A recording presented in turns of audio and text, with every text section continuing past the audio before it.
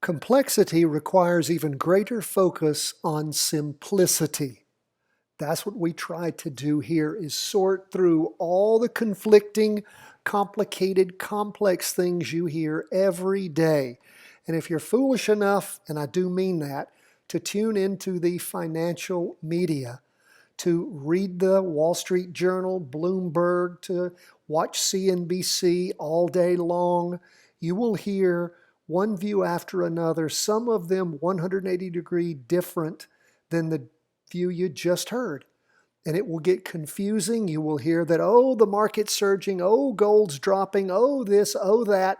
And then when you look at the markets and see how the day wrapped up, you wonder what they were talking about. My friends, the only thing that matters is what you see on the screen right now. For all of our friends joining us by podcast and listening on audio, we are talking about price movement. That's all that matters. Being able to follow big trends. We are not day traders. We're not looking for anomalies, inefficiencies in the marketplace. We are looking for big trends and to jump on those and ride them to success. That is what we are all about. That's all that counts for us. And that's why we want you to join us every single day to track these markets. Because if you're not spending 10 to 15 minutes a day, my friends, you don't know what's going on. You're not learning the nuances of what there is to learn here. You will never master anything. You will look for shortcuts. You will take courses. You will try to find little tricks. And there are no tricks. What's important is to learn how each of the ETFs or stocks that you wish to track acts. That is what is so important. How do they act? What's important is understanding their personalities, understanding how they move in certain seasons, under certain circumstances, when to use your trend lines, your PPO crossovers, how much your derivative oscillator means, the Bollinger Bands. All of those nuanced things are learned by you spending 10 to 15 minutes a day filling out your daily market worksheets, trade worksheets, and weekly market worksheets once a week. Where do you get those? They're for free in your show notes every day. We have great trainings. In fact, at the end of today's training, I'm going to put all 3 of our instructions on how to fill out each of those worksheets. Now, if you don't have our book, Charting Your Way to Wealth, you need it.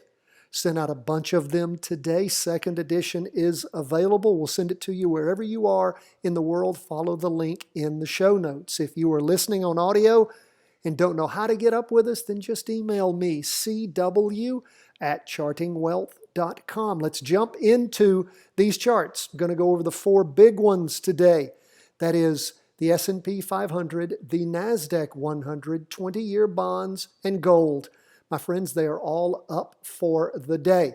The S&P 500, remember, always start with your largest chart first. That's the weekly. Then you go to the 2-day and the half-day. We always start with the S&P 500 up for the day, 0.22%, hitting a higher high. We see a green candle forming. We see things moving right up the trend line. Quite beautiful as we continue to see things just march up.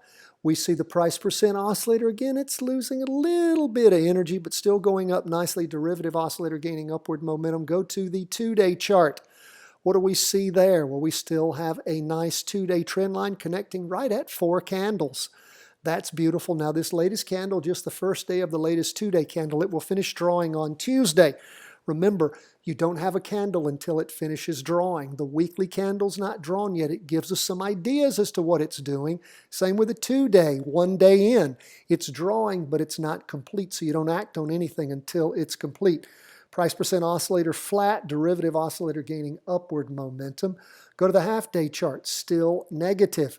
We can see the downtrend line continuing. Now, people might say, wait a minute, looks like it's trending up. Why is the trend line not following it? Because it hasn't crossed over. We have to have crossovers in order to redraw that trend line. Otherwise, it fools us when we glance at the chart as to what's actually going on. See, we're moving inverse to that trend. Even though price is trying to trend up, there's not enough movement to cause our oscillator, the price percent oscillator, that is a percentage version of the MACD, to move over. The derivative oscillator also is still negative, but because of that uptrending, we can see how the down movement is devolving. So we'll continue to watch, pay attention to all these nuances, and figure out what's going on. But again, we see the weekly still decently strong.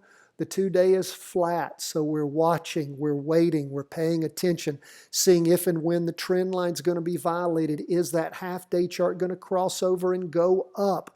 If not, why not? When?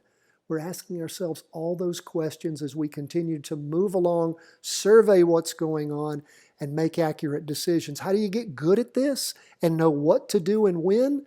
Well, you know when there's a weekly vertical crossover, you jump into your practice trade.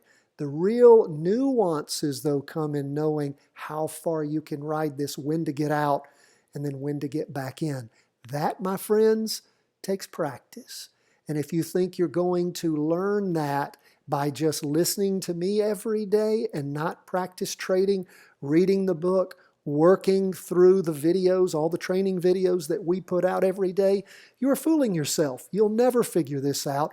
You will lose time. And again, it takes practice. How do you get to Carnegie Hall? Practice. How do you get good at charting and at trading? That is through practice trading. And then fractional trading.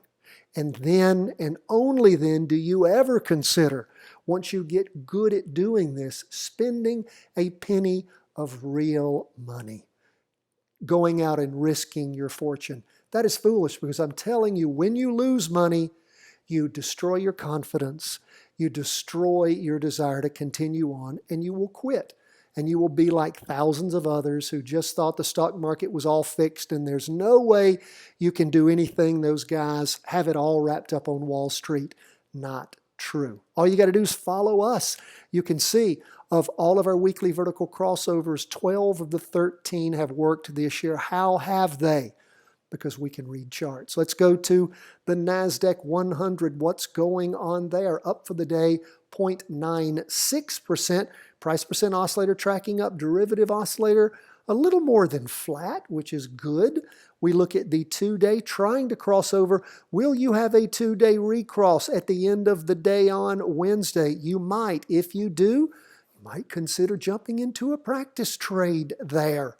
Now again, it's getting long in the tooth. I understand that you don't have to do it, but again, consider everything, and it sure doesn't hurt to at least see what there is to learn from this. And if it doesn't work, figure out why it didn't, so you can put that in your trader's almanac so you don't make that mistake in the future. Do you understand what I'm talking about as far as practice trading goes and what there is to learn even when things don't work? Okay? That's what's important. That's why 10 to 15 minutes a day is all we ask. Look at the half-day chart. That's beautiful. Tracking up quite nicely. Had that 2-day chart rotate over, going up in the morning on Tuesday. That's nice to see as things just continue to zoom up. Got 2 days of nice strong movement up on the Nasdaq 100. That's where we are. Again, looking for a potential 2-day recross at the close of the market on Wednesday. May happen, may not.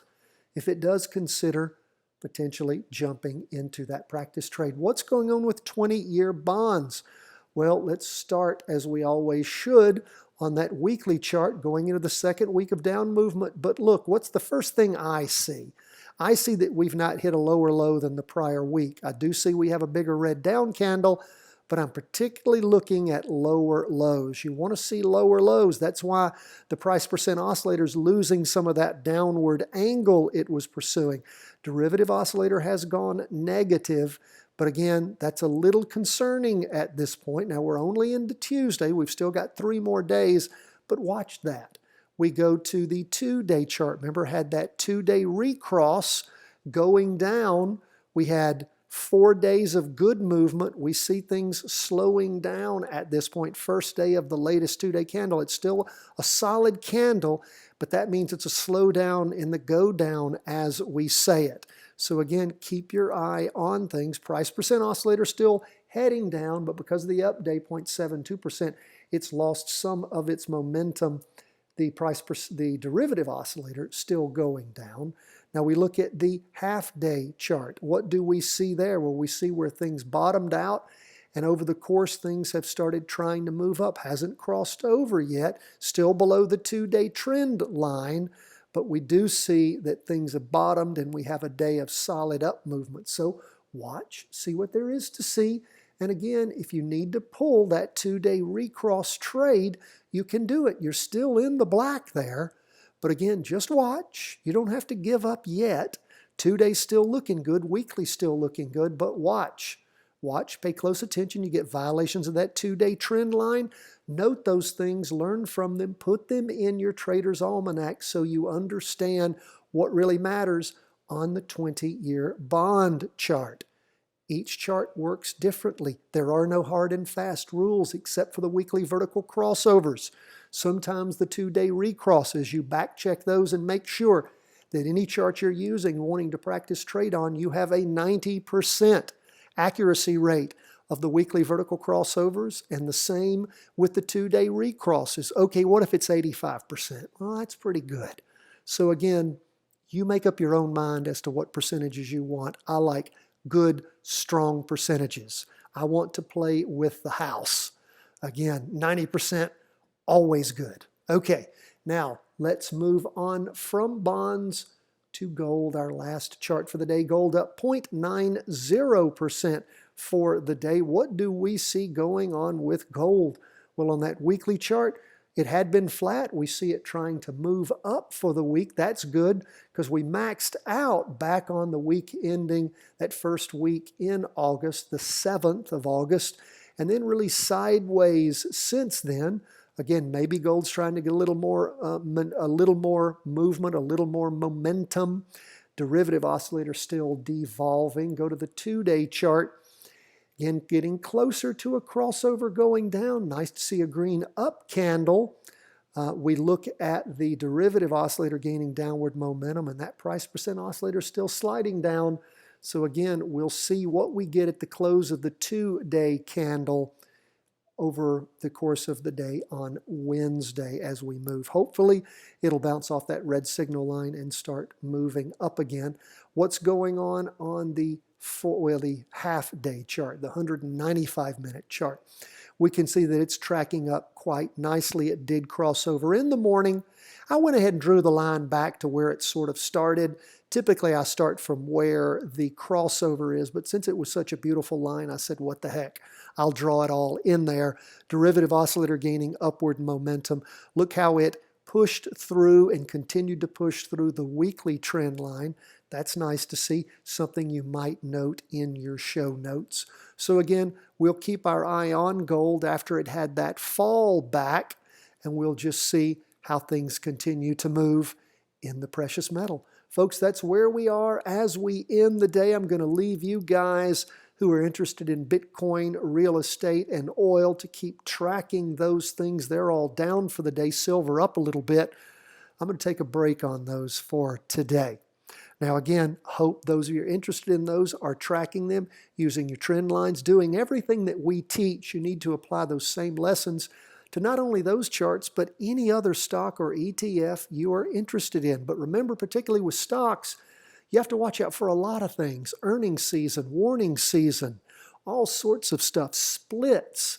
All those things can heavily affect what's going on with those particular stocks. Drug stocks, even more complicated. You have bad trials, all sorts of stuff can crush you. So again, one reason we stick to the ETFs for our training, the 4 that we pick, is because they are easier to learn with and can be, we find, more reliable and less likely to those little things that can upset the apple cart. We love to hear from you. CW at chartingwealth.com.